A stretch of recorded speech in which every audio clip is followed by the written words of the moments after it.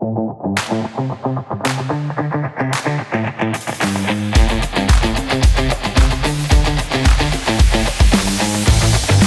Victor Ashkenazi, backgammon player from New York. I never played backgammon back home in Moscow. I played chess. But in New York, when I arrived, I didn't speak. I arrived in September 1995. I was passing the Times Square. So there is a Bryant Park there, famous place. And people used to play a lot of games. Still do, but not to the same extent. Used to be very popular. Used to be a lot of tables with the chess and backgammon. And people would play during the lunchtime or after work, or some people play all day. First, of course, I started playing chess because that's the game I knew. I didn't know any English. It was also a way for me to learn the language.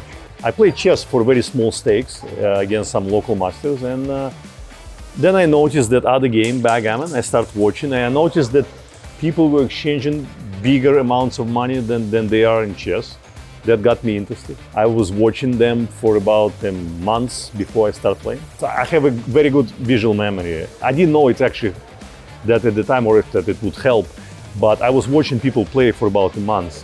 And when I started playing, I was already better than average player there, though I never played before.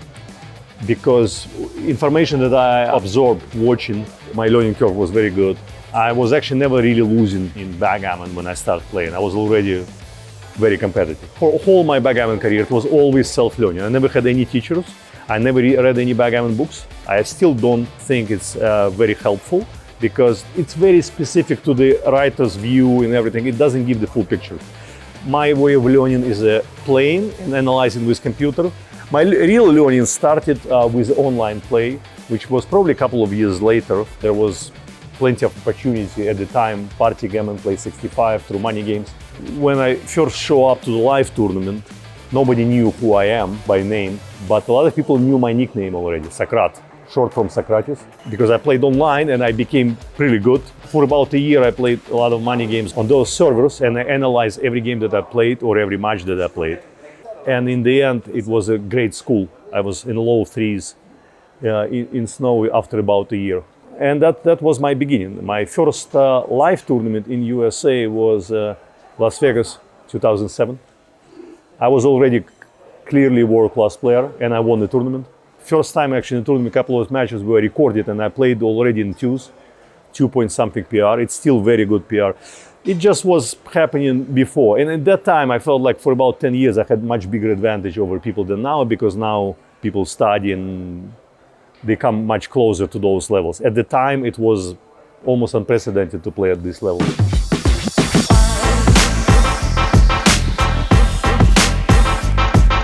I can say that I'm a natural player. I'm that kind of a guy who wants the ball in his hands with 3 seconds to go and 1 point down for your team. I don't dwell on losses that much. I'm genuinely pretty competitive and aggressive during the game in terms of style, and I deal with losses. It hits me really hard, like for a short time, but then I completely forget them. For me, live, I can see a person. I use this information from my opponent a lot in what I do. So live, potentially bigger advantage than online, because live, we have to work over the table. And also, like I said, I usually have a very good feeling about my opponent. I build the psychological profile of my opponent within the first 10 minutes, and I go off that. I'm not playing against computer. I'm not trying to impress XG or computer. I just try to beat you. Game like backgammon, you get immediate feedback nowadays in the form of analysis of the match. You're able to go over this match again and again and see your mistakes. And it can multiply the pain that you feel already from losing, because you potentially, you didn't play perfect. Nobody's playing perfect. But if you take it that, very hard, it's going to affect your future performances. And a good player, you learn from your experiences, hopefully improve, and go next time stronger than the last time. Backgammon learning is very different from learning the language, for example. Every position that you see, you would react correctly. You cannot memorize every position, so you have to actually understand the position. What really does it mean, understand the position? Not easy to explain. It has to be like a million games suppressed in your brain, and many different visual patterns that when you play the game or you think about position, your memory or your brain will invoke something that would instruct you that this is the correct way or this is the right play. That's why teaching was very important to me, because first time I had to actually explain what I do. I used to be able to do that, but to be able to explain what you do is completely different business. It's fascinating how different it is, you know.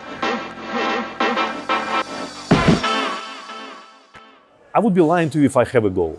Because most people they want to win this tournament or that tournament. I won so many tournaments already, you know, that another tournament would not change anything. And I realize that every day. If I win Monte Carlo today, tomorrow, not like I will be bored with this title, but it's not going to change anything, really. I enjoy the process more than any specific result now. Writing the book, I actually already do that with the help of my friend. When it's going to be done, we'll see. Since it's my first and maybe it will be only book, I'm very serious about that. I don't want it to become another book that I would open and close after 2 pages. That's why it takes a very long time. And also I don't like it to be too technical. I want it to be for wider audience. Book probably is one of the goals. But again, meet more people, get to new places. That's to me the biggest benefit and the biggest goal too.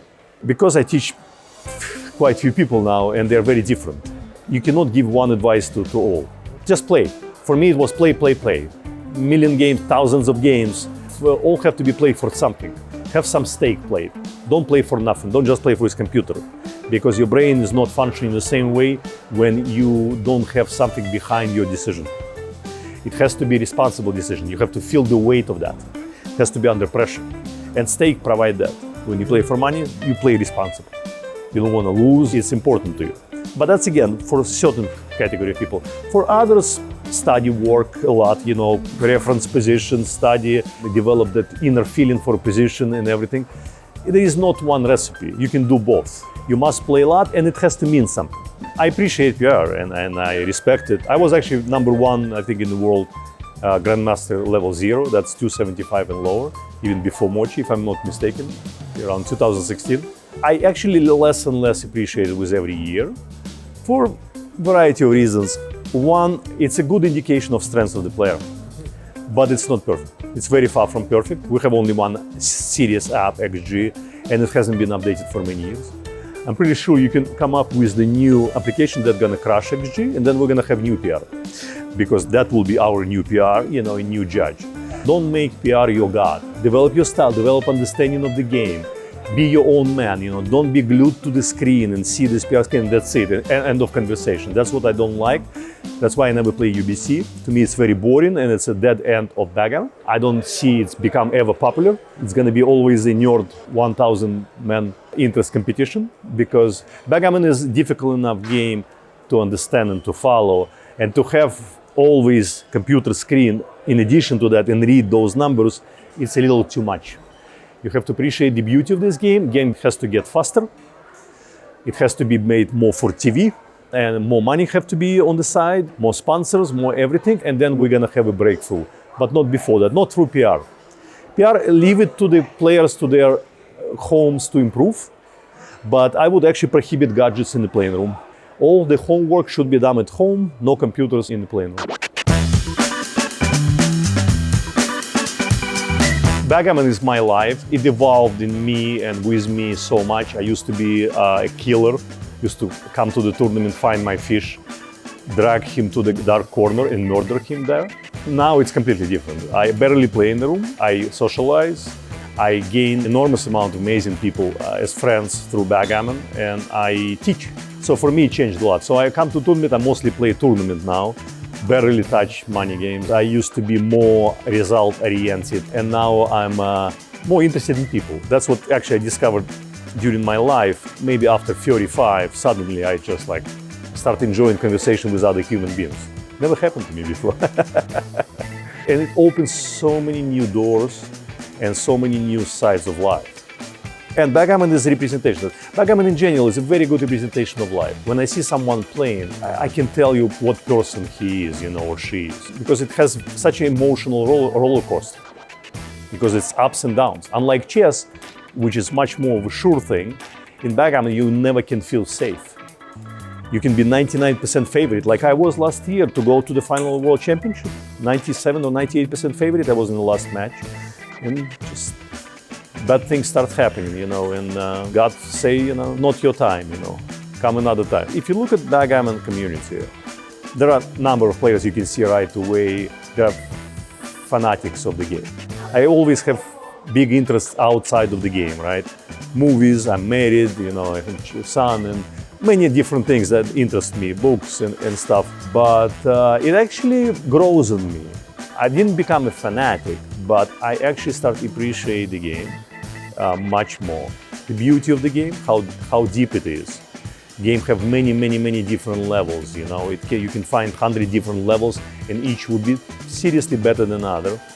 Just play backgammon. It's a wonderful, amazing game, It just has such a beauty, It just have amazing depth. It's never sure thing. There is always some excitement, There are games that are like life. Yesterday I was watching the game, it took 20-30 minutes. It changed hands 20-30 times. It was heartbroken for one and jubilating for another one. Amazing range of emotions, Amazing game, You're just gonna love it for life.